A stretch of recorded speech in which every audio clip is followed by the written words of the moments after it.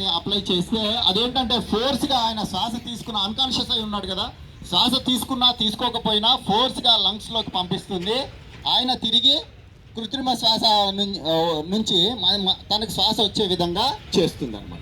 ఆ విధంగా breathing operators పెట్టి మనం అతన్ని రెస్క్యూ చేయడానికి వాడేటటువంటి ఉపయోగం బ్రీతింగ్ ఆపరేటర్స్ అని ఎందుకు అంటామంటే ఇందులో ఉన్న ఆక్సిజన్ని మనం బ్రీత్ చేస్తున్నాం కాబట్టి బ్రీతింగ్ ఆపరేటర్స్ అంటారు. ఓకే, క్లియర్ బాబు? క్లియరా?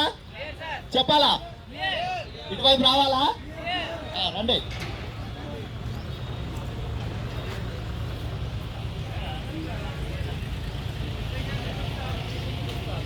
ఇది BG4 బ్రీతింగ్ ఆపరేటర్స్.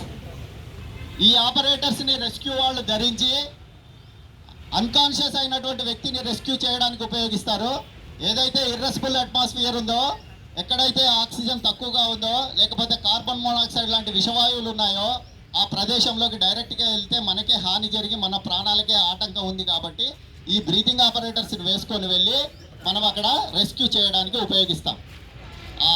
ఆ ప్రదేశానికి వెళ్ళినప్పుడు అక్కడ ఉన్న పర్సన్ కూడా ఆయన ఇన్హేల్ చేయబట్టి అన్కాన్షియస్కి వెళ్ళాడు కాబట్టి ఆయనకు కూడా ఒక బ్రీతింగ్ ఆపరేటర్స్ని పెట్టి ఆయన్ని తీసుకురావడం జరుగుతుంది. అది ఎట్లా తీసుకొస్తారో ఏంటిది అనేది మా వాళ్ళు డెమో చేసి చూపిస్తారు. సో ఇప్పుడు ఈ బ్రీతింగ్ ఆపరేటర్స్లో సిలిండర్ ఉంది. ఈ సిలిండర్లో 2 లీటర్స్ ఎంటీ కెపాసిటీ, 200 బార్ తోటి 400 లీటర్స్ ఆక్సిజన్ ఉంటుంది. ఈ ఆక్సిజన్ హై ప్రెషర్ ఆక్సిజన్. దీన్ని ప్రెషర్ రెగ్యులేటర్ ద్వారా లో ప్రెషర్ చేసి ఈ ఆక్సిజన్ని మనకి ఇవ్వడం జరుగుతుంది.